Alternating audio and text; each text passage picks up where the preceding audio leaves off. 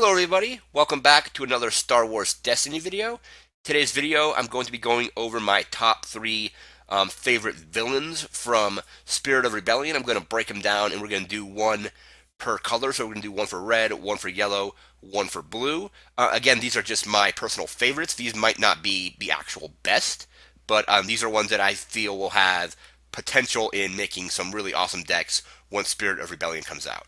So first up in Villain Red, we have FN2199. I love this card. So 11 health, 10 points or 13 points if you want to run him at elite, and that's incredibly low. That's Kylo Ren level points right there, 10, 13. And he's got some really good sides on him. So he's got a range damage, melee damage, 1 melee, 2 melee for a resource, a shield, a resource, and a blank. And his ability makes him really strong. So after you play a weapon on him, you can roll that weapon and then you can resolve it. So normally if you have a character rolled out, you play a weapon on that character, you're not able to roll that actual weapon die until that character gets ready. Like if you start a new round or something, the next round you can roll that weapon. But if you roll FN out and you later get a card in your hand, let's say somebody makes you draw 2 cards with Don't Get Cocky, and you draw a blaster rifle, you can play that blaster rifle on FN. Even if he's already active, you can pay the resources to play it, play the resource on him, or play the upgrade on him, and then roll that die immediately, and immediately resolve it if you want to. That's incredibly strong, because like I said, normally you have to wait until a round is over if you play a weapon on somebody after they're already active. That's incredibly strong. He pairs up with so many other characters from both Awakenings and Spirit of Rebellion, because he's only at 13, so he has 17 points to play with. Immediately you can pair him with the new Darth Vader Dark Apprentice, because Vader is 17, so you have a 17 and a 13. You can pair him with Kylo Ren, because he's also 13. You can pair him with Count Dooku. You can pair him with Asajj Ventress. I believe you can pair him with a single General Grievous. I don't believe you're going to be able to go Elite Grievous, Elite FN. I think Grievous is a little too high for that. But you can still get a single Grievous die out and just have a bunch of melee damage. And then there's also some good melee weapons you can throw on him. If you go with different colors, obviously you can. If you go with blue, you can obviously get access to lightsabers. If you go with yellow, you can use gaffy sticks and things like that, or the vibro knucklers. Vibro knives are going to be huge in decks with him because it will make all the melee damage unblockable. He does, like I said, he does have split damage, but it's only a one range damage side. So most of his sides are melee, and if you pair him with other characters that are pretty much only melee, I don't think the split damage is really going to be an issue with him. And I'm really looking forward to getting 2 of this once the set actually comes out. I'm planning on, if I get Vader, I want to make a Vader FN deck. I also want to try it with Dooku because Dooku has his awesome shield getting ability, where you discard stuff to get shields once he's attacked. So FN2199 is my favorite character in Villain Red from Spirit of Rebellion. We're going to move in to Villain Blue next. And we're back with my pick for Blue Villain from Spirit of Rebellion. And for Blue, I went with Darth Vader Dark Apprentice. Chose him over Palpatine because you can pair him at Elite with other Elites. If you run Elite Palpatine, that's pretty much all you can do. And if you run a single Palpatine, your options are fairly limited. You could do like a Stormtrooper, Tusken Raider. You could do the Royal Guard. I think you can also run like a single Balatik as well. But we went with Darth Vader Dark Apprentice, 11 health, 13 or 17 points if you want to play him at Elite. He's got very similar damage sides to FN2199, so he has that 1 range damage. He's got the 2 melee and the 3 melee for a resource, so FN's damage sides are ranged melee melee. Vader also has ranged melee melee as well. He's got a discard side in the special. Deal 3 damage to a character, then deal 1 damage to this character. So to use that, you're going to want to keep Vader protected. You're going to want to throw shields on him, give him upgrades, possibly something like Hidden in Shadow, where you can exhaust that upgrade to give him a shield.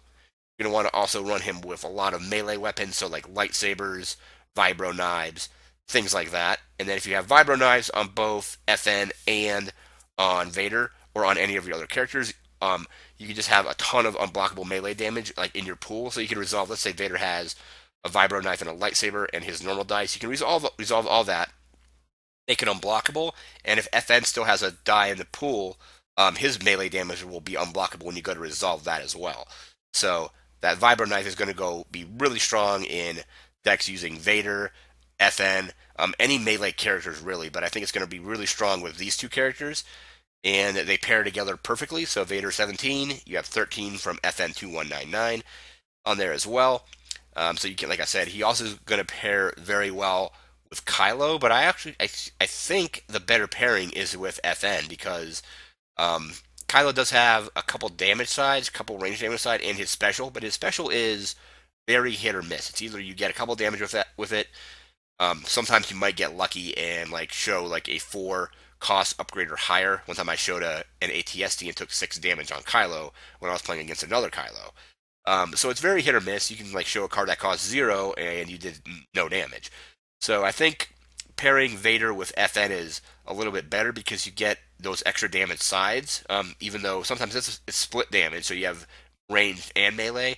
But I think it's going to be more consistent than hoping to get a good pull off of Kylo's special. So Vader FN is a deck I really want to build. So Darth Vader is my pick for blue villain from Spirit of Rebellion. We're gonna switch over to yellow, and we're back with my pick for yellow villain from Spirit of Rebellion. For yellow, I went with IG-88 Assassin Droid, 12 health, 15 or 20 points, depending on if you want to run him as a single or at elite. His points are kind of high, but he's got some pretty cool damage size here. So 2 range damage, 3 range damage, a shield, 2 shields for a resource, a special, and a blank. Special is play a yellow weapon or equipment from your discard pile on this character, decreasing its cost by 2. So essentially, if you have a thermal detonator in your discard pile, you can use this special, get that thermal detonator back, and play it on him for 1 resource. That's pretty cool. Also really love that all of his damage sides are there is no resource cost assigned with them. So a lot of times with 3 range damage, it's usually at the cost of a resource. IG-88's he has a 2 and a 3 that you can just resolve straight away without having to pay a resource. He does have a shield, 2 shields that you have to pay for though. So he does have a resource cost inside, but at least all of his damage is you don't have to pay for any of his damage sides. His points are a little high, so he's really not going to pair with anybody else while you have him at elite. If you run a single, you can get access to a couple other elites, but I think I would rather play IG-88 at elite and use another non-elite or a non-unique, like a Stormtrooper or like a Tusken Raider or things like that. I think the best pairing for him, though, with a non-unique character is actually the TIE Fighter Pilot. So a TIE Fighter Pilot states, while the TIE Fighter Pilot die is in your dice pool, none of your ranged damage dice can be removed. The TIE Fighter Pilot's die is all modified side, so it's all plus, it's all blue. So he doesn't have any normal damage size on his die, but I do love that the TIE Fighter Pilot makes it so your ranged damage dice can't be removed with things like block. They can't be removed if he doesn't like you. Anything that removes a die, as long as the TIE Fighter Pilot die is in the pool, can't be used when his die is active. So it makes it so your opponents are going to have to mostly use dice manipulation to mess with your dice. So they can still force choke something, and they can still force choke IG-88, do a damage to him, and turn him from a damage side to a blank. They can still do that.